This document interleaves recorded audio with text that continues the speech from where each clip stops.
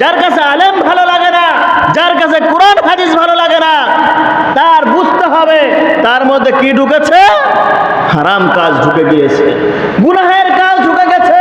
ওই ব্যক্তি পাপের মধ্যে মগ্ন হয়েছে বিধায় তার কাছে কোরআনের কথা ভালো লাগে না, হাদিসের কথা ভালো লাগে না, আলেমদেরকে ভালো লাগে না। মসজিদ জায়গায় জায়গায় মসজিদ হয়েছে, মসজিদ দেখলে ভালো লাগে না। জায়গায় জায়গায় কোরআন শিক্ষা ব্যবস্থা চালু হয়েছে, এই কোরআন শিক্ষা ব্যবস্থা তার কাছে ভালো লাগে না। কারণ কি? তার মধ্যে হারাম ঢুকে গিয়েছে, সুদের টাকা ঢুকে গিয়েছে, ঘুষের টাকা ঢুকে গেছে বিধায় তার কাছে এই ভালো কাজ ভালো লাগে না। কথা কি আমার নাকি?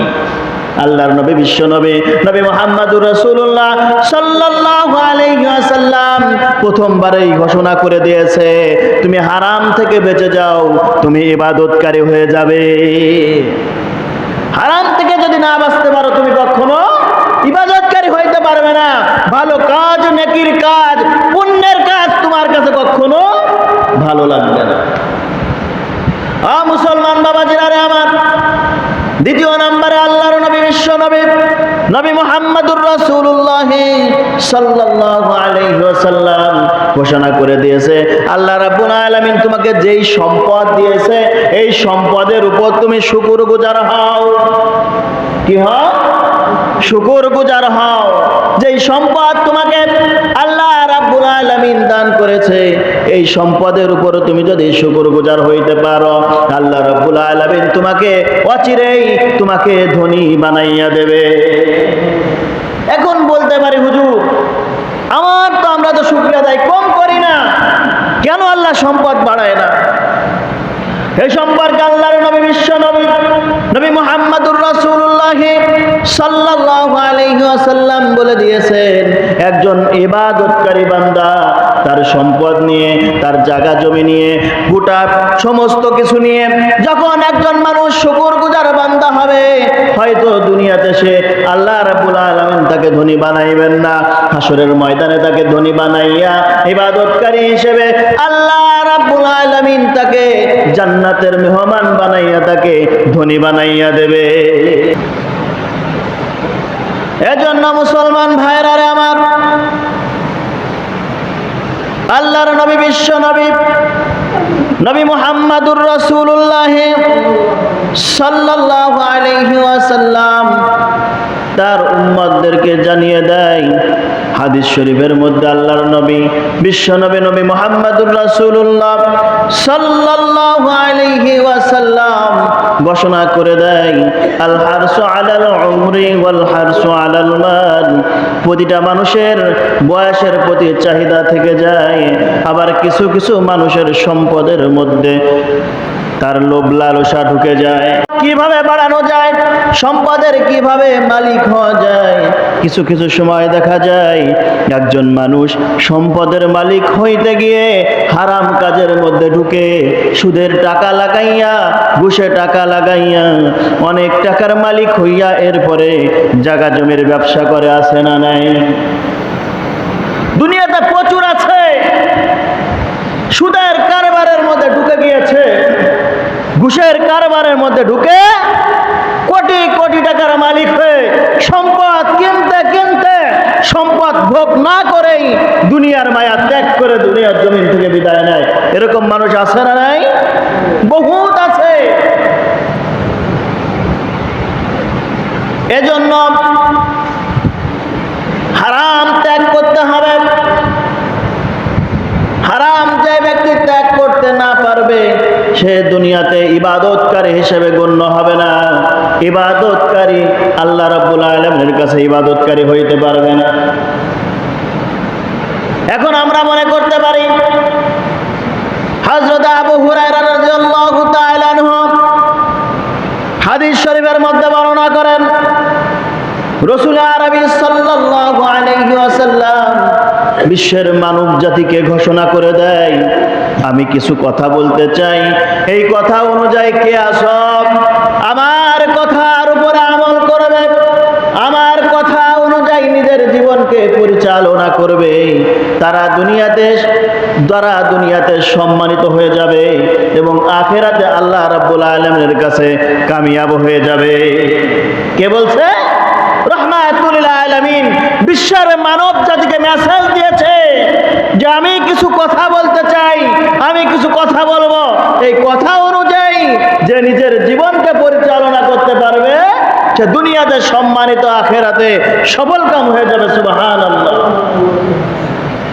এজন্য মুসলমান বাবাজিরা আমার, আল্লাহর নবী, বিশ্ব নবী, নবী মুহাম্মদুর রাসূলুল্লাহ সাল্লাল্লাহু আলাইহি ওয়াসাল্লাম প্রথম নাম্বার কথা বলেছেন, তোমরা হারামকে ছেড়ে দাও, ঈমানদার হয়ে যাবে, মুমিন হয়ে যাবে। সুবহানাল্লাহ।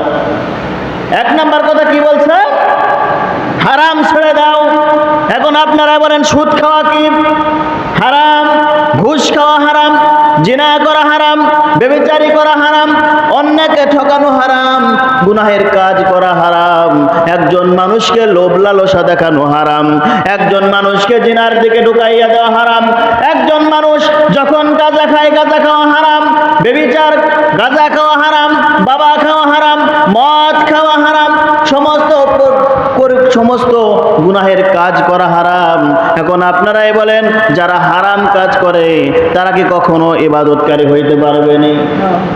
কশিনকালে হইতে পারবে না। এখন চিন্তা করেন, আমাদের মধ্যে কিছু মানুষ আছে তারা কোরআন দেখতে পারে না, কোরআনের কথা শুনতে পারে না, হাদিসের কথা শুনতে পারে না, নামাজের কথা বলে মুড়ামুড়ি শুরু করে দেয়, হজের কথা বললে বলে এত টাকা নষ্ট করব কেন, জাকাতের কথা বললে বলে সামান্য কিছু, যেই পরিমাণ জাকাত আসছে সামান্য কিছু দিয়া এরপরে বলে আমার জাকাত দেওয়া শেষ। আছে না নাই? আলেমদেরকে দেখতে পারে না, টুপিওয়ালাদেরকে দেখতে পারে না, পাঞ্জাবিওয়ালাদেরকে দেখতে পারে না। কারণ কি জানেন নাকি? আল্লাহর হাবিব বলেছে, যার মধ্যে হারাম কাজ ঢুকে গিয়েছে তার কাছে কখনো ভালো কাজ, তার কাছে কখনো ভালো লাগে না। যার কাছে আলেম ভালো লাগে না, যার কাছে কোরআন হাদিস ভালো লাগে না, তার বুঝতে হবে তার মধ্যে কি ঢুকেছে? হারাম কাজ ঢুকে গিয়েছে, গুনাহের কাজ ঢুকে গেছে। ওই ব্যক্তি পাপের মধ্যে মগ্ন হয়েছে বিধায় তার কাছে কোরআনের কথা ভালো লাগে না, হাদিসের কথা ভালো লাগে না, আলেমদেরকে ভালো লাগে না। মসজিদ জায়গায় জায়গায় মসজিদ হয়েছে, মসজিদ দেখলে ভালো লাগে না।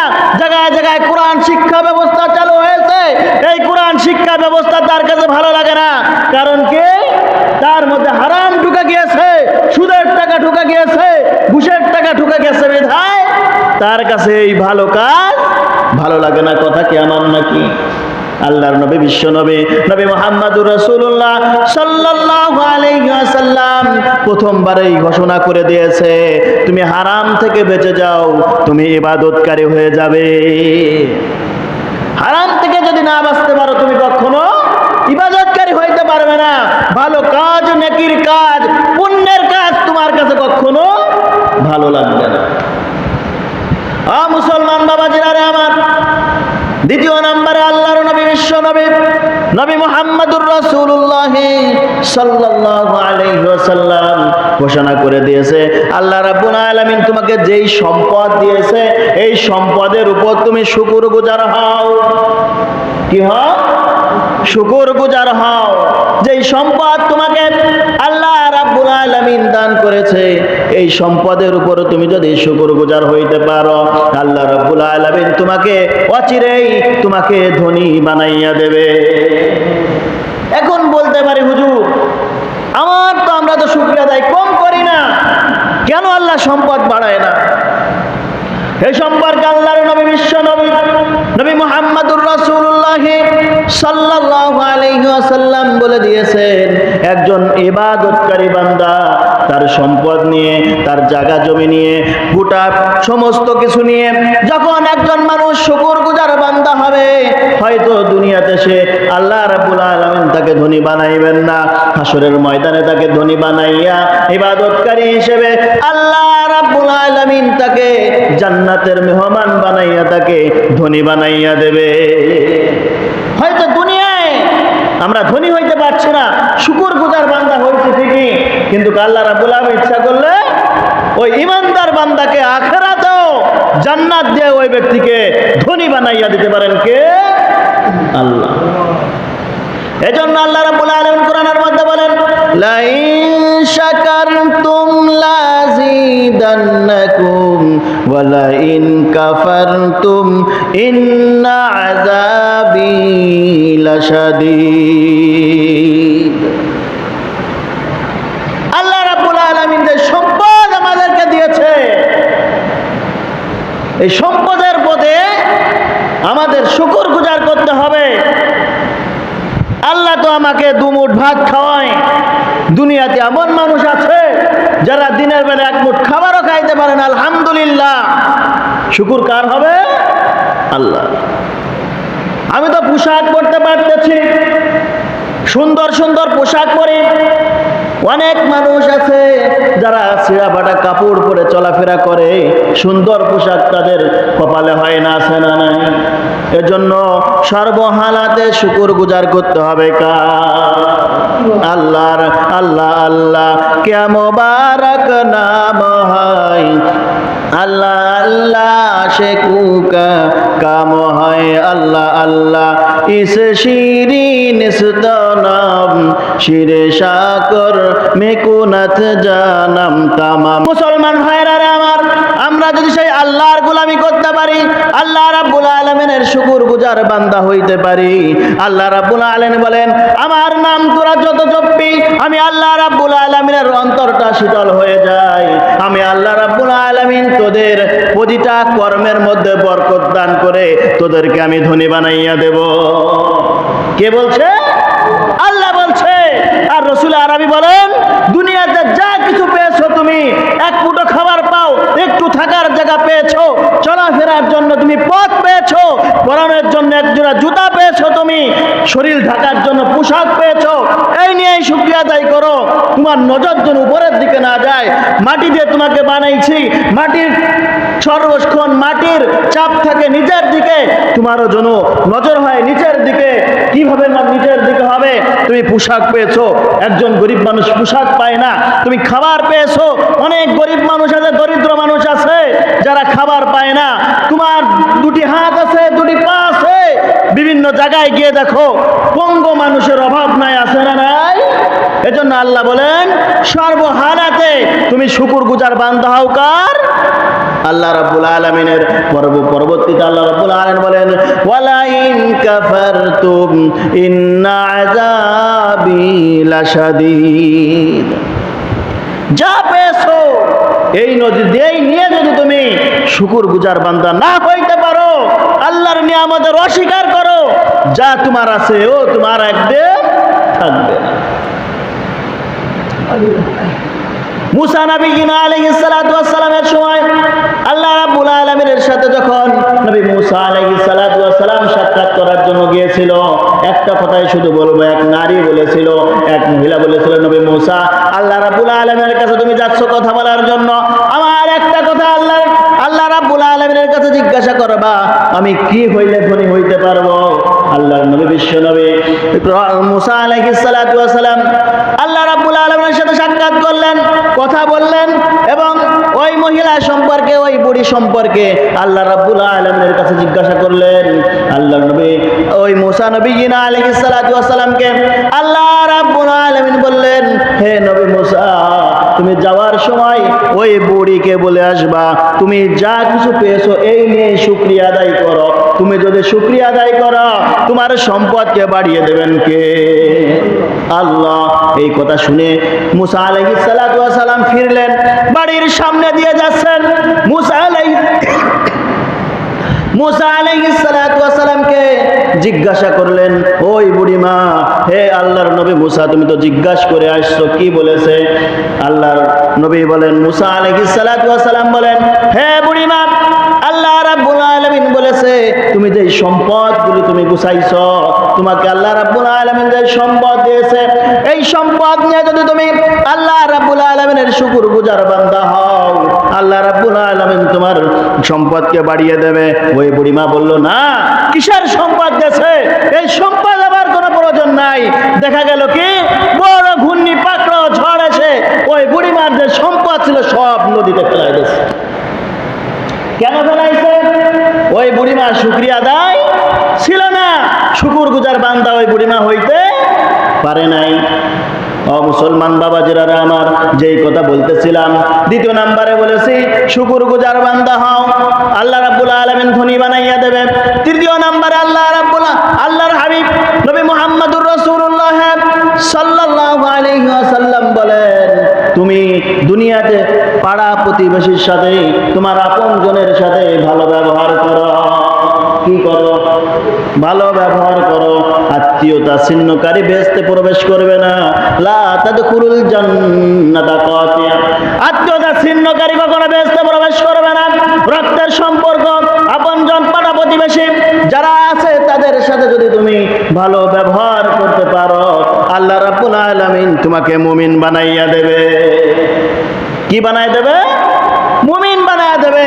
যদি আপনজন, পাড়া প্রতিবেশী আমাকে ভালো বলে, তাদের সাথে যদি আমি ভালো ব্যবহার করি, আল্লাহ রাব্বুল আলামিন আমাকে ইমানদার বানাইয়া দেবে, মুমিন বানাইয়া দেবে। চতুর্থ নম্বরে আল্লাহর নবী, বিশ্ব নবী নবী মুহাম্মদুর রাসূলুল্লাহ সাল্লাল্লাহু আলাইহি ওয়াসাল্লাম বলেন, তুমি যেইটা পছন্দ করো অপরের জন্য ওইটাই পছন্দ করো। যত টাকার মালিক হোক, যদি একটা জিনিস ছিঁড়া ফাটা থাকে, নিজের কাছে পছন্দ হয় না, আমরা পাশের পাড়া প্রতিবেশীকে দিয়ে দিই। এরকম আছে না? আমার কাছে খাবারটা ভালো লাগে না, প্রতিবেশীকে দিয়ে, নষ্ট হয়ে গেছে খাইতে পারে না, প্রতিবেশীকে দিয়ে দিই। অথচ আল্লাহর নবী বলেন, তুমি যেটাকে পছন্দ করো না ওটা অপরের জন্য তুমি পছন্দ করো না। তোমার যে জিনিস পছন্দ হয় সেই জিনিস আরেকজনের পছন্দ মনে করে তাকে তুমি দাও, কিন্তু অপছন্দনীয় জিনিস কাউকে দিও না। 5 নম্বর আল্লাহর নবী মুহাম্মদুর রাসূলুল্লাহ সাল্লাল্লাহু আলাইহি ওয়াসাল্লাম বলেন, আযহাকা ওয়া আবকা, বেশি বেশি কান্না করো এবং কম কম তোমরা হাসো।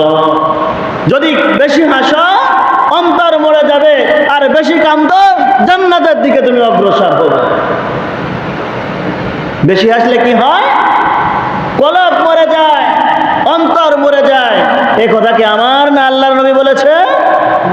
আল্লাহর রাসূল সাল্লাল্লাহু আলাইহি ওয়াসাল্লাম বলে দিয়েছেন, তোমরা কম হাসো, বেশি বেশি কান্না করো, এবং আল্লাহ রাব্বুল আলামিনের দরবারে দুটি চোখের পানি ছেড়ে যখন তোমরা দোয়া করবে, আল্লাহ রাব্বুল আলামিন তোমার পিছনের গুনাহটাকে আল্লাহ রাব্বুল আলামিন মাফ করে দিবে।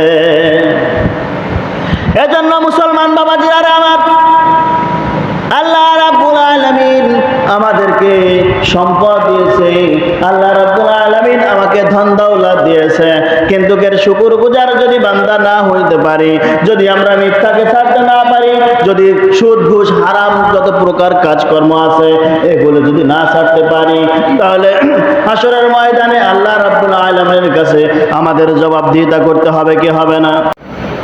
এজন্য মুসলমান আমরা কেউ জান্নাতে আমরা ইবাদত করেছি, আমরা আল্লাহ রাব্বুল আলামিনকে সন্তুষ্ট করতে পেরেছি কি না পেরেছি আল্লাহই ভালো জানে। তবে আল্লাহ রাব্বুল আলামিন যে আমাদেরকে মুসলমান বানাইছেন, আল্লাহ রাব্বুল আলামিন যে আমাদের শ্রেষ্ঠ নবীর শ্রেষ্ঠ উম্মত বানিয়েছেন, এজন্য আমরা কেউ আল্লাহ রাব্বুল আলামিনের কাছে যদি হাত তুলে আল্লাহ রাব্বুল আলামিনের কাছে দোয়া করব, যখন কখনো আমরা ছোট জান্নাতের দোয়া করব না, আল্লাহ রাব্বুল আলামিনের কাছে আমরা সকলে দোয়া করব, আল্লাহ তুমি আমাদেরকে জান্নাতুল ফেরদাউস নামক দৌলত দান করিও। এজন্য প্রতিটা কাজে প্রথম কথা বলেছে কি, শুকরগুজার বান্দা হইতে হবে। শুকরগুজার বান্দা যদি না হই, যত সম্পদের মালিক হই না কেন, আল্লাহ রাব্বুল আলামিনের কাছে সম্পদের কোনো দাম নাই। এজন্য আল্লাহর নবী, বিশ্ব নবী নবী মুহাম্মদুর রাসূলুল্লাহ বুখারী শরীফের 241 নম্বর হাদিসের মধ্যে ঘটনা আসছেন, হাদিসটা আসছে, আল্লাহর নবী বিশ্ব নবী নবী মুহাম্মদুর রাসূলুল্লাহ সাল্লাল্লাহু আলাইহি ওয়াসাল্লাম একদিন সূর্য গ্রহণের নামাজের মধ্যে দাঁড়া হয়েছেন। আল্লাহর নবী বিশ্ব নবী নবী মুহাম্মদুর রাসূলুল্লাহ সাল্লাল্লাহু আলাইহি ওয়াসাল্লাম যখন নামাজের মধ্যে দাঁড়া হইল, রুকুতে গেল, রুকুতে যাওয়ার পর দেখে তার চোখের সামনে আল্লাহ রাব্বুল আলামিন জান্নাত এবং জাহান্নামকে তুলে ধরেছে। জাহান্নামের মধ্যে দেখে অধিকাংশ নারী, অধিকাংশ মা বোন ওই জাহান্নামের মধ্যে জ্বলতিছে। অধিকাংশ নারী জাহান্নামের মধ্যে জ্বলতিছে। সাহাবা একরামগণ নামাজ শেষে জিজ্ঞাসা করলেন, ইয়া রাসূলুল্লাহ, ইয়া হাবিবাল্লাহ, আপনি যখন নামাজের মধ্যে ছিলেন, রুকুর মধ্যে ছিলেন, কি যেন মনে হলো আল্লাহর নবী মুহাম্মদুর রাসূলুল্লাহ বলতেছেন, হে আমার সাহাবা একরাম, যখন আমি রুকুর মধ্যে গেলাম, রুকুতে যাওয়ার পর আমার চোখের সামনে জান্নাত এবং জাহান্নামকে তুলে ধরা হলো। ওই জাহান্নামের মধ্যে অধিকাংশ নারীকে দেখতে পেলাম। কোন সমস্ত নারী জানো নেই? বলে কোন সমস্ত নারী? আল্লাহর নবী বললেন, হে সাহাবা একরাম, ওই সমস্ত নারী, যে সমস্ত নারীদেরকে ওই স্বামী পরিপূর্ণভাবে সেবা যত্ন করেছে, স্বামী স্ত্রীর হককে স্বামী আদায় করেছে, যে সময় যেটা প্রয়োজন ছিল সবকিছু এনে এনে স্ত্রীকে তার জীবনকে সুন্দর করার জন্য সবকিছু দিয়েছে। যখন স্বামীর টান পড়েছে, সময় মতো দিতে পারে নাই একটা জিনিস, তখন ওই স্বামীর মুখের সামনে স্ত্রী বলেছে, তুমি আমাকে আজ পর্যন্ত কিছুই দিতে পারো নাই। আছে না এরকমের স্বামী? স্ত্রী এরকম নাই, তুমি আমাকে কিছুই দাও নাই, আমার মনের আশাই পূরণ করো না, অথচ পিছনে সবই দিয়েছে। একবার দিতে দেরি হয়েছে, অথবা স্বামীর পকেটে টাকা নাই, একটু দিতে দেরি হয়েছে বেজায়। কিছু কিছু স্ত্রী আছে, তারা বলে আমারকে তুমি সন্তুষ্ট রাখতে পারো নাই, তুমি আমার কথা অনুযায়ী আমাকে কিছু দাও নাই। আছে না নাই? মুখ মোছে কি মোছে না? আল্লাহর নবী বলেন, এই সমস্ত নারী যারা স্বামীর সমস্ত হকগুলি আদায় করার পর যা কিছু চেয়েছে, ভরণ পোষণ সব কিছু দিয়েছে, কিন্তু একটা জিনিস দেরি হইতেই যখনই বলে তুমি আমাকে কিছু দাও নাই, আল্লাহর নবী বলেন পিছনে যত আমল করছে ওই স্ত্রী, তার সমস্ত আমলগুলি আল্লাহর রাব্বুল আলামিন বরবাদ করে দেয়। সম্পদ দিয়েছে, ভরণ পোষণ দিয়েছে, কাপড় চোপড় দিয়েছে, খাওয়ান দিয়েছে, ইবাদত করেছে, কিন্তু একবার বলেছে তুমি আমাকে কিচ্ছু দাও নাই, তার আমল নামা কেটে যায়, আমল নামা ওই স্ত্রীর আমল নামায় আর থাকে না। এই সমস্ত স্ত্রীরাই জাহান্নামের মধ্যে বেশি জ্বলছে। একথা কে বলেছে?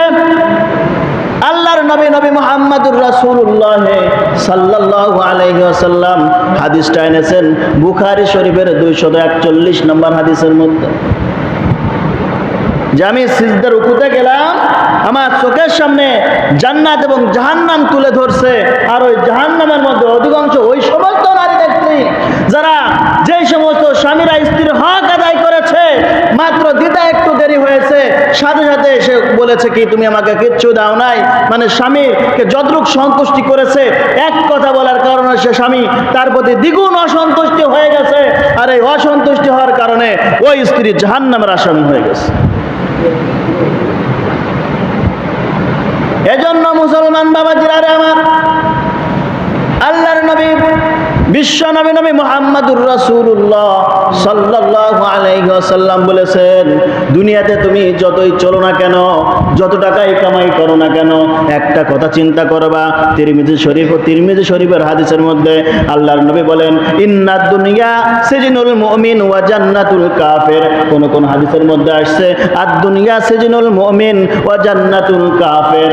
আল্লাহ রাব্বুল আলামিন দুনিয়াটাকে ঈমানদারদের জন্য জেলখানা স্বরূপ বানাইছেন, এবং আখিরাতকে আল্লাহ রাব্বুল আলামিন তাদের জন্য কয়েদখানা স্বরূপ জান্নাত স্বরূপ বানিয়েছেন। আর ঈমানদারদের জন্য, বেঈমানদের জন্য দুনিয়াকে আল্লাহ রাব্বুল আলামিন জান্নাতে রূপান্তরিত করেছেন। আখিরাতে তারা কিছুই পাবেন না, জাহান্নামের আসামি হয়ে যাবে। আল্লাহ রাসূল সাল্লাল্লাহু আলাইহি ওয়াসাল্লাম বলে দিয়েছেন, ইন্নাদ দুনিয়া সিজনুল মুমিন ওয়া জান্নাতুল কাফির।